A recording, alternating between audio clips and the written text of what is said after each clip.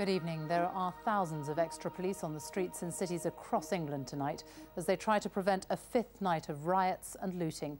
The Prime Minister has joined police and community leaders in Birmingham to call for calm there after the deaths of 3 men who were run over and killed during last night's violence. The victims were trying to protect their neighbourhood from looters when police say a car was deliberately driven at them. A 32-year-old man has been arrested for murder. Our correspondent Claire Marshall has our first report tonight on the deaths in Birmingham. Every scrap of evidence from the crime scene is needed. Police believe the hit and run here last night was murder. The community pays their respects to the 3 men who were killed. The brothers, Shazad Ali and Abdul Musawir, and Haroon Jahan. I've got a school picture of him when he was younger. Could you hold that up? Tariq Jahan tried to revive his own son. I helped the first man, and somebody from behind told me that my son was lying behind me. So I started CPR on my own son. My face was covered in blood, my hands were covered in blood. Why? Anything I ever wanted done, I would always ask Haroon to sort it out for me. Not my eldest or my daughter, but my youngest. And they killed him. Friends and neighbours are deeply angry. It's mindless and pointless. That it's getting beyond a joke now. We need to all stand together and fight for peace, because this is England.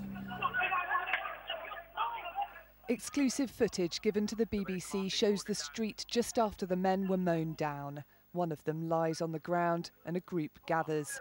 And I don't know, I think they're dead. They are dead. This was filmed by a 13-year-old. When I was recording it, it's like you just can't stop shaking. Like seeing someone die out in the front, like on your street.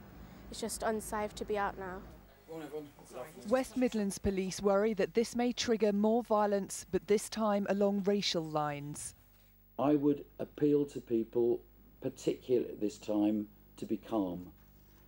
If we are calm, I'm absolutely confident that the people of the West Midlands can get through this, for us, strange and difficult phase, and that we can rebuild trust between communities and we can move on with a sense of purpose.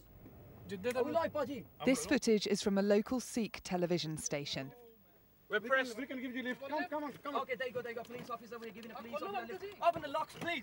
It appears to show the TV crew giving the police a lift to chase after the suspected murderers. There you go, guys. We are live at the moment on Sky 847. We are helping the community. There you go. They're seen arresting a man, one of 4 people detained last night. Open. This afternoon, members of the community press around the lead presenter of Sangat TV. It's quite extraordinary that television crews are having to help the police. It is extraordinary, but in some ways it's incredibly uplifting. It actually shows that how much the community care about their neighbourhood, their city, their country. Just a few hours ago, Haroon's father made a plea for calm. Please respect the memory of our sons and the grief of our family and loved ones by staying away from trouble. Tonight, the police cordon has been removed and friends and relatives and people who knew the men can come right to the spot where they were killed. What people most want is for the violence to end and for everywhere to remain calm. Whether this will happen is another matter. With so many people now feeling so much anger, it would be easy for this to become another violent night. Claire Marshall, BBC News, Birmingham. The Prime Minister has declared a